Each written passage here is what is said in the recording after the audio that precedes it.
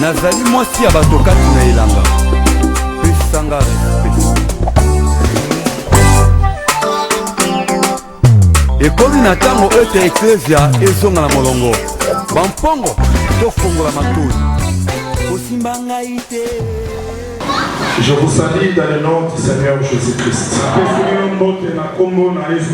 Je vous attends pas, je vous salue dans le nom du Seigneur. Je salue aussi les bien-aimés qui nous suivent partout dans le monde. Je crois que la vie de l'homme sur la terre, c'est la vie de questions. C'est la vie de questions et nous allons nous poser toujours des questions tant que nous allons vivre sur cette terre. Et toutes ces questions-là, l'homme est incapable de les répondre. Je vis des spécialistes en histoire, spécialistes en sciences, spécialistes, mais ces spécialistes-là marquent toujours un domaine de la connaissance.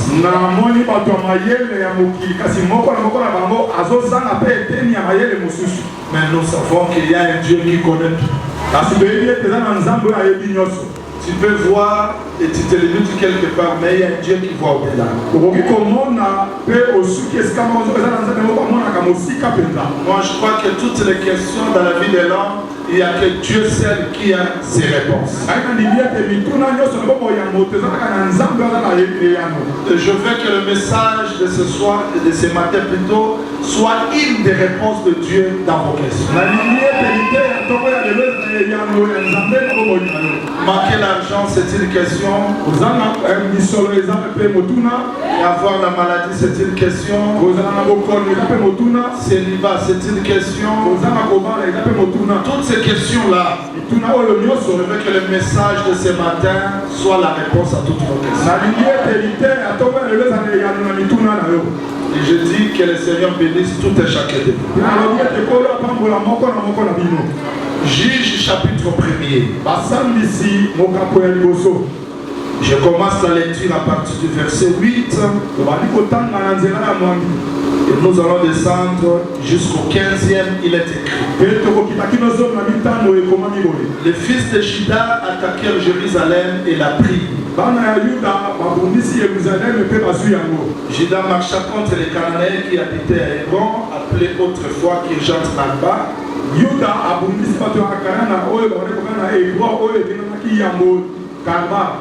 Il bâtit Sheshai, Ayam, Talmai. Et là il marcha contre les habitants de Débir, s'appelait autrefois Kirjat-Sefer. Caleb dit, je donnerai ma fille Aksa pour femme à celui qui battra Kirjat-Sefer et qui la prendra. Othniel, fils de Kenaz, frère cadet de Caleb, s'en appara et Caleb lui donna pour femme sa fille Aksa.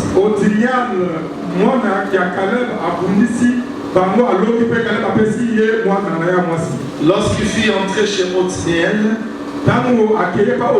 elle sollicita de demander à son père un champ. Elle descendit et descit de son âne et Caleb lui dit, qu'as-tu?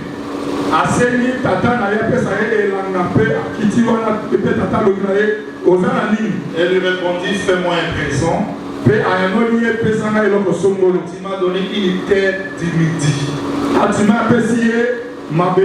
Tu m'as donné une terre du midi. C'est ça la prédication d'aujourd'hui. La terre du midi. Donne-moi aussi des sources d'eau. Les sources. Et Caleb lui donna des sources supérieures et des sources inférieures.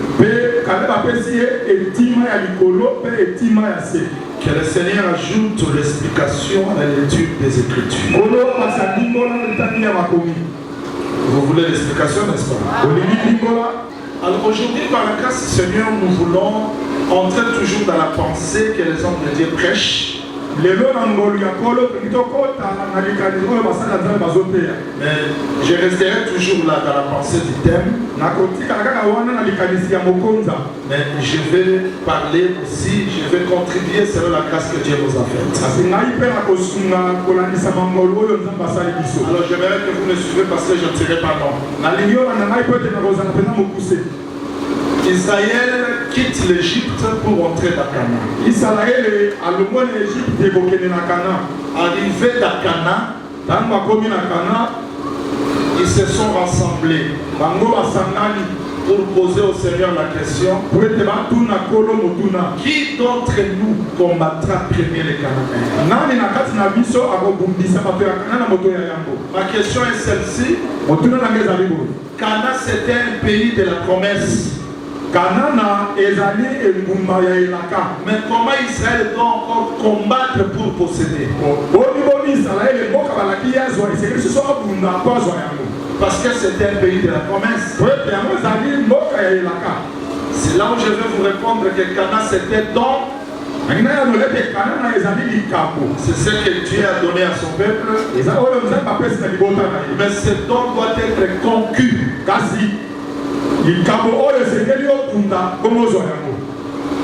Le ciel c'était don.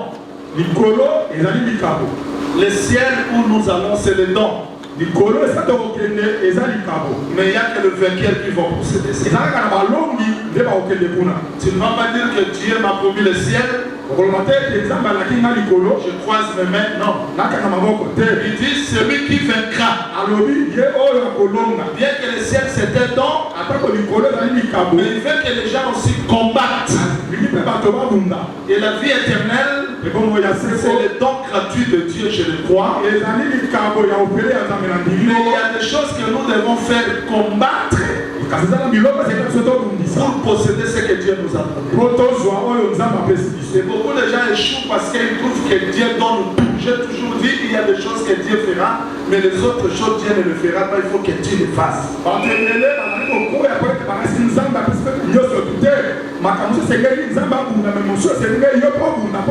Dieu te promet la bénédiction. Mais pour posséder la bénédiction, il y a des principes. C'est ça mon exhortation d'aujourd'hui et ma prédication. Ça peut être aussi un enseignement. Alors Israël dans Canaan, ils se sont réunis. Ils se posent des questions. Qui de nous montera premier pour combattre les Cananéens? Dieu indique que Juda montera premier. Juda monte premier avec Simeon qui l'accompagnait. Il a commencé à combattre les ennemis. Suivez-moi très bien. Il a combattu. Il a combattu. La tribu de Juda était représentée par Caleb. Il combattait. Il a combattu. Il a combattu. Mais arrivé quelque part, il a vu une portion de terre. Qu'il jette ses faits. Caleb dit, bon, moi j'ai combattu. J'ai délivré une grande partie. Mais cette partie qui est restée là, je cherche qui se lèvera premier, combattre les ennemis. Celui qui combattra les ennemis, je lui donnerai ma fille. Donc la récompense pour le vainqueur, c'est la fille. Celui qui va combattre, il aura ma fille. Non la fille d'une autre personne, ma propre fille. La fille c'est pour qui? C'est pour le vainqueur. Donc un homme marié, c'est un vainqueur. Il a combattu et il a vaincu. Voilà pourquoi j'ai toujours dit aux femmes d'être soumises aux hommes qui vous ont donné de la valeur, parce que c'était un combat.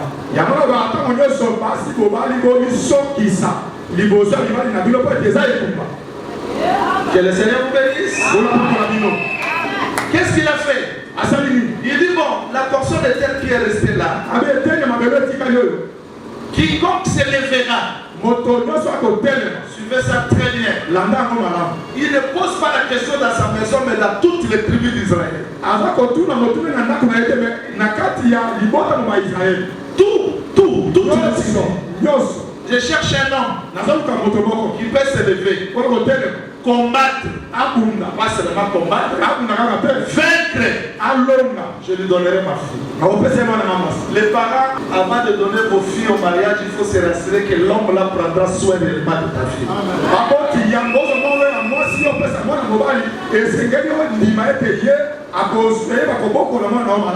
Non, quelqu'un qui a pris ta fille, il retourne encore demander l'aide. Il faut se rassurer que l'homme là prendra soin de sa femme. Quand Jésus est venu, une femme était mariée. C'était la maison d'Israël. Elle voit un homme. Quand elle prend les 5 pains, il multiplie. Nous voulons le faire roi. Un homme, c'est un homme puissant qui est capable de prendre quelque chose de néant et de le multiplier. Voilà pourquoi il est capable de descendre dans la terre, tirer de la poussière, le retourner dans le trône. Qui était dans la poussière? Mephibosheth. Il est rentré là-bas. Mais David était capable de le prendre à l'au-départ, de le ramener jusqu'au trône. Je n'ai pas besoin que les gens tiennent compte de moi parce qu'il y a quelqu'un qui me connaît. Ne tenez pas compte de moi dans vos calculs. Mais si vous ne me considérez pas, je suis fier parce qu'il y a quelqu'un qui me connaît. Et je vous dis vrai, quand tout marche bien dans ma vie, Dieu ne me voit pas. Là, je vais scandaliser. Quand je vends, tout va bien. Est-ce que Dieu est là? Non. Mais quand les choses deviennent difficiles, c'est là qu'il me voit. C'est là qu'il me connaît. Oh, merci Seigneur. J'adore Jésus. Il est plus que tous les autres dieux. Là, je dis comme ça, peut-être vous n'allez pas comprendre. Quand une femme exprime l'amour de son mari, il y a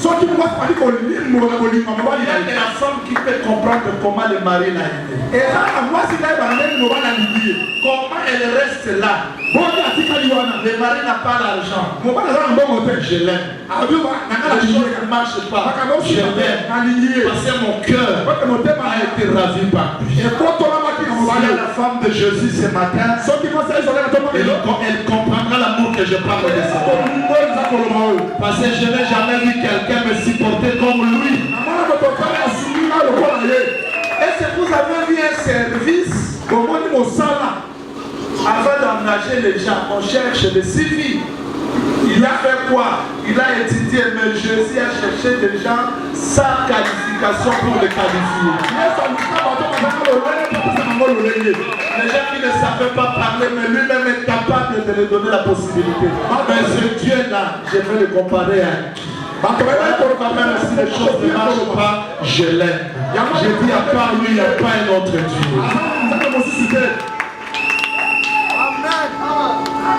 Caleb me dit, je cherche un homme. Je cherche un homme. On a commencé à chercher. Oh, merci Seigneur. Là où la question est sortie, c'est là où il y avait la réponse. Personne ne pouvait répondre à Caleb, sauf son frère. Le fils qui est sorti chez son frère, il répond. Oh, mais oui, quand j'ai pleuré, parce que la voix disait qui est-il de prendre les livres. Il a regardé dans le ciel. Non, Jean, au ciel, il n'y avait pas la question. Parce que la réponse doit sortir là où la question est posée. Il regarde sur la terre. On ne cherchait personne. Parce que l'énergie s'était arrêtée sur la terre, on pouvait croire au Dieu des ancêtres. Mais il est descendu au bas de la terre pour voir nos ancêtres. Personne. Mais il voit le dire. Jean ne pleure pas. Là où la question est posée, là où la réponse est sortie. Quand il retourne comme ça, il voit un agneau. Qui est l'agneau? C'est le petit frère de lion. Premier être vivant, c'est le lion, c'est le grand frère. C'est quoi être vivant? C'est le veau. C'est l'animal de sacrifice. Lui est le petit frère. Donc, ceux qui montent à ça, il faut prendre soin à Balek. Mais quand Jean-Baptiste voit Jésus, il voit qui? L'agneau, pourquoi? Il est venu avant pour le sauver. Mais qui est Joseph? C'est le grand frère. Il était petit, non? Mais il est allé en Égypte pour préparer. Où est Jésus aujourd'hui? Il est mort, ressuscité. C'est lui le grand frère. C'est lui l'aîné qui a préparé le ciel pour nous. Mais pour nous sauver, il est descendu. Il est devenu agneau. David a dit ceci. Seigneur, ma ville est détruite. Mes enfants sont partis. Est-ce qu'il faut que je poursuive ces gens-là? Dieu dit va. Par quelle direction? Dieu dit va comme ça. Atteindrai-je? Parce qu'on peut pourrir dans la mauvaise direction sans atteindre. Donc quand on court, pour prendre la direction et atteindre. Quand David sort, il trouve un homme abandonné. 3 jours. Il dit qui es-tu? Je suis un Amalécite. Mais qui ont détruit cette ville-là? Amalek. Qui es-tu? Je suis abandonné. Je suis malade. Tu peux m'aider à atteindre ces gens-là? Oui. Le chemin que David cherchait. La direction qu'il cherchait. C'était dans ce temps. Et ce temps devait être à la fois de deux côtés. Chez Amalek et chez Israël. Si Dieu reste au ciel, il va m'atteindre comment? Il devait entrer dans le corps, devenir faible. Et la faiblesse de Jésus, c'est la direction par laquelle Dieu est venu m'atteindre.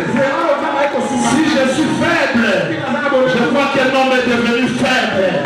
Si je suis malade, quelqu'un a été frappé par Jésus. Dieu arrive là où je suis, quelles que soient mes faiblesses, il me connaît. Otiniel s'élève. Il combat. J'adore ça. Il a vaincu les ennemis. Et on prend Aksa. Entre. Qui a donné à Aksa le mariage? C'est son père. Je suis reconnaissant. Tout ce que nous avons aujourd'hui, c'est grâce à Dieu. Celle qui a combattu et qui nous a fait entrer dans les mariages. Je suis venu dire à quelqu'un ce matin, toi qui as reçu le Seigneur Jésus-Christ, tu n'es pas mort, tu es dans le mariage. Et dans le mariage, il y a des droits. L'homme qui veut se marier doit se rassurer 3 conditions. La nourriture de sa femme, le vêtement de sa femme et le droit conjugal. Le lit, c'est ici. Où l'homme doit nous donner la sémence chaque jour. Si le ministère n'enseigne pas, il n'y a plus le droit conjugal. Mais le droit conjugal, c'est ici. C'est ici qu'il y a la nourriture. C'est ici qu'il y a les vêtements. Vous voyez l'homme? Il a Quand vous aurez faim, je donnerai la nourriture. Quand vous manquerez les vêtements, je vous donnerai les vêtements. Et vous n'allez pas manquer un homme sur le lit, parce que la parole va vous accompagner partout. Je reste heureux ce matin de ne pas me voir que je suis prophète Jaouli, mais je suis la femme mariée de Dieu. Tu es heureuse, femme du roi, parce que tu es entrée dans la maison de quelqu'un plus fort. Et je ne manquerai pas à vous dire, comme le prophète a posé la question, qui va ravir le butin de l'homme puissant?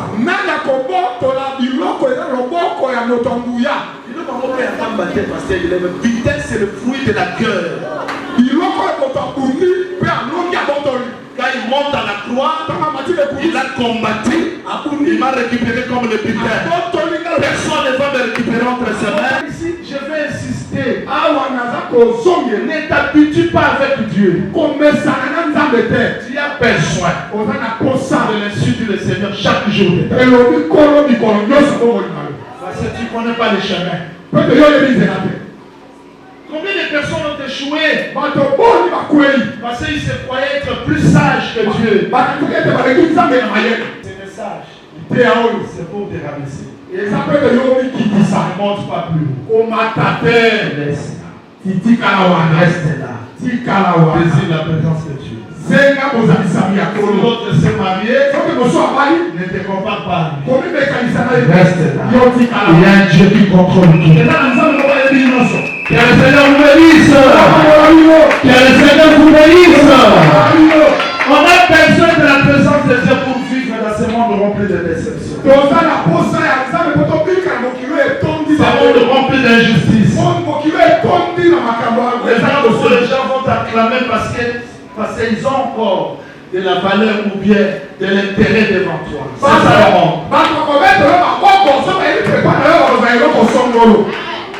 Mais si tu n'as rien, pour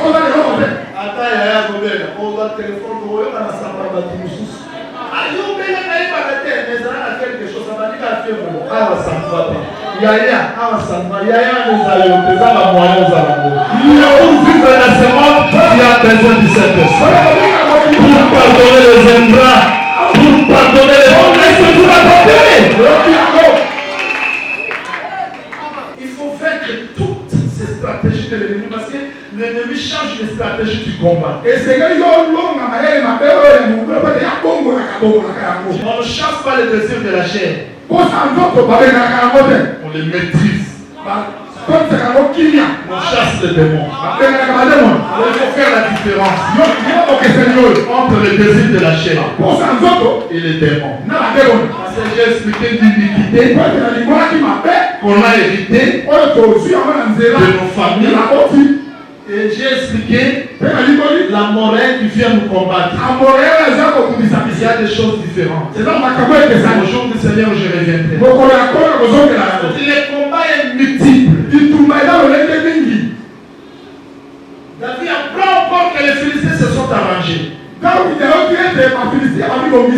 le temps de tailler des sous et vos âmes.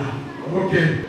David dit, bon Seigneur, je vais encore me combattre. Oui. Par quel chemin? Parce que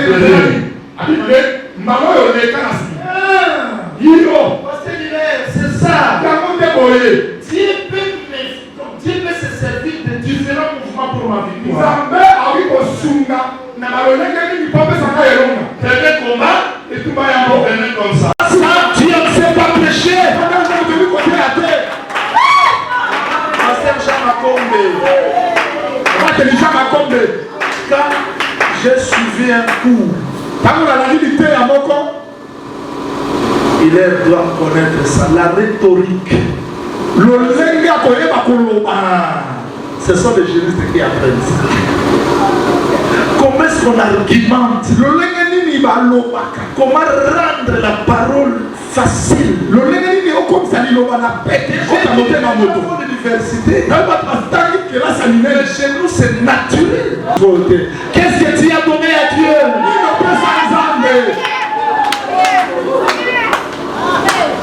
Alléluia. L'homme c'est le désert. L'homme c'est le lieu aride. Nous avons vu des grands dans la Bible succomber.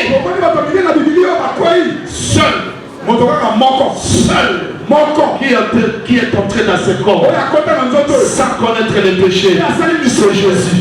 Voilà pourquoi je dis que Jésus-Christ, c'est lui du ciel que Dieu a envoyé pour donner la poussière à la terre, la forme à la poussière. Dieu dit à Jean, est-ce que tu connais le monde de la terre? Quand la pluie tombe, le monde de la terre se colle. C'est-à-dire il y a la terre et quelqu'un a sorti du monde. C'était une monde.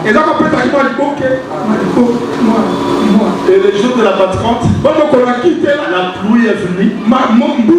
Et Pierre dit, la promesse est pour vous, pour vos enfants, pour aussi grand nombre. Le Seigneur notre Dieu les appellera. Pour que Dieu t'appelle, il faut qu'il te fasse sortir de la terre. Donc sans la pluie, sans les eaux, nous n'avons pas de forme. Voilà pourquoi Axe a dit papa, tata, donne-moi. Ne t'arrête pas seulement par la grâce que tu as reçue. Ne t'arrête pas seulement parce que tu as. Tu as besoin encore de Dieu. Même si tu as $1 million, tu as encore besoin de Dieu. Même si tu es marié, tu as encore besoin de Dieu. Même si tu as la richesse, tu as encore besoin de Dieu. Vous m'entendez? Je suis venu vous enseigner ce matin. Nous avons besoin de Dieu. Nous aurons besoin de Dieu. On aura besoin de Dieu dans chaque stade de notre vie jusqu'à l'éternité.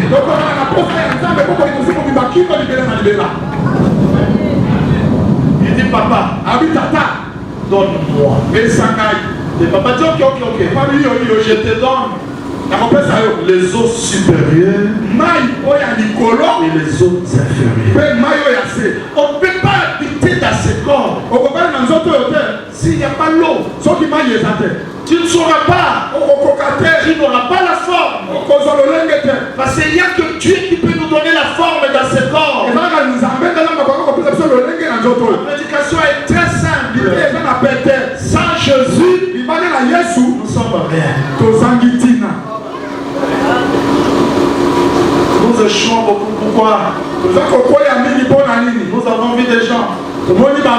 À vivre à $10 000 ici. À voyager comme une placement, on trouve que c'est la fin. Non, c'est pas la fin. Tu as encore besoin de Dieu.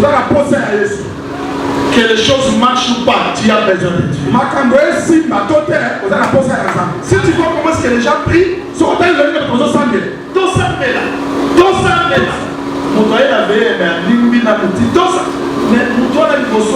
téléphone.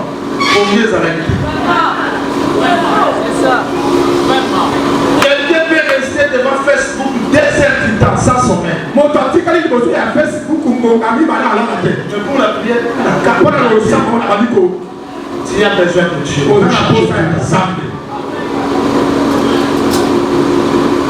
Pour que les gens viennent au culte, il faut les pousser. Tu as besoin de Dieu, ma soeur. Ne prie pas pour l'autre personne, c'est pour ta vie. Je termine ma prédication. C'était très simple.